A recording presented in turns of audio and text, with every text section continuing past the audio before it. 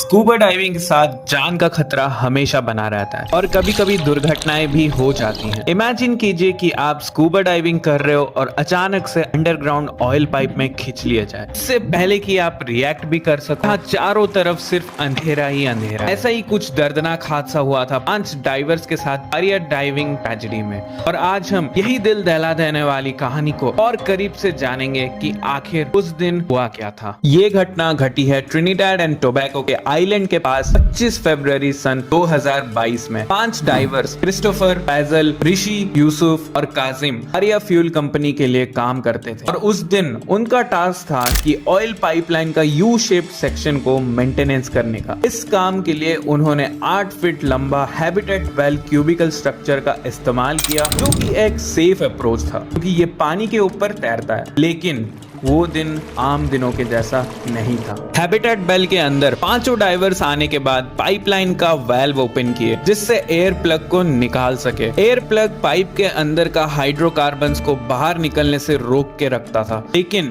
Air plug निकालने के बाद पाइप के अंदर का लो प्रेशर और हैबिटेट बेल के अंदर का प्रेशर डिफरेंस होने की वजह से पाइप में एक वैक्यूम क्रिएट हो गया। 5 डाइवर्स को उनके इक्विपमेंट के साथ अंदर खींच लिया। इंसान को रिएक्ट करने में 150 से 220 मिली सेकेंड्स लगते हैं, लेकिन ये घटना उससे भी कम समय में हो गया। डाइवर्स को होश आने के बाद अपने आप को घुप अंधेरे में पाया। यहाँ सिर्फ पानी और ऑयल की आवाजें आ रही थी। शरीर उनका टूट चुका था, बाहर निकलने का रास्ता नहीं पता था। ऑयल पाइप पानी और ऑयल के मिश्रण से भरा हुआ था, लेकिन पाइप के अंदर कुछ जगहों में एयर पॉकेट्स बने हुए थे जहां ये डाइवर्स सांस ले पा रहे थे। खुद को संभालने के बाद ये लोग एक दूसरे का नाम पुकारते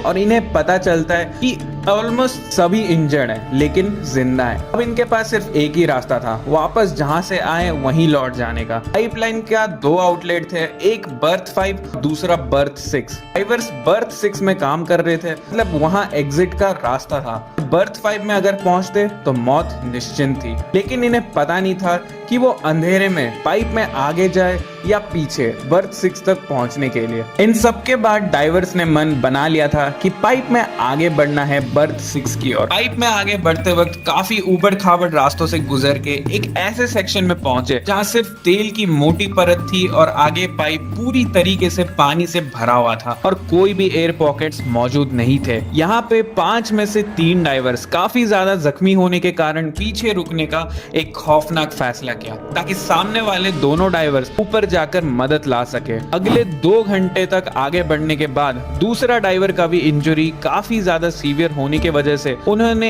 एक और खौफनाक फैसला लिया कि अब सिर्फ सामने वाला इकलौता डाइवर ही ऊपर जाकर मदद लाएगा। इसके बाद वो सामने वाला इकलौता डाइवर आगे बढ़ता रहा और 60 फुट का चढ़ाई चढ़ने के बाद पाइप के अंदर डाइवर के मन में सिर्फ एक ही खौफ था कि ऊपर जाकर क्या वो बर्थ 5 का क्लोज्ड गेट निकलेगा या बर्थ 6 का एंट्रेंस। लेकिन ऊपर जाकर उसे पता लगा कि बर्थ 6 का एंट्रेंस था। और पाइप में ऊपर पहुंचने के बाद पाइप को जोर जोर से पीटने के बाद आसपास के लोगों का ध्यान गया और वो डाइवर्स को रेस्क्यू कर गए। डाइवर ने बताया कि अंदर 4 और लोग फंसे हुए हैं और काफी ज्यादा घायल है लेकिन जिंदा है। इसके बाद वो डाइवर को हॉस्पिटल ले जाया गया जहां उसकी जान बच गई। लेकिन रूह कपा देने वाली बात यह है कि ये जानकर भी कि पाइप में 4 लोग फंसे हुए हैं और जिंदा है, आर्या फ्यूल कंपनी ने रेस्क्यू का कोई एफर्ट्स नहीं लगाए और वो 4 लोगों का अंदर से पाइप पीटने का आवाज अगले 1 दिन तक पूरा सुनाई दे रहा था, लेकिन उसके बाद पूरा सन्नाटा। इससे आपको पता चलता है कि कॉर्पोरेट कंपनी के लिए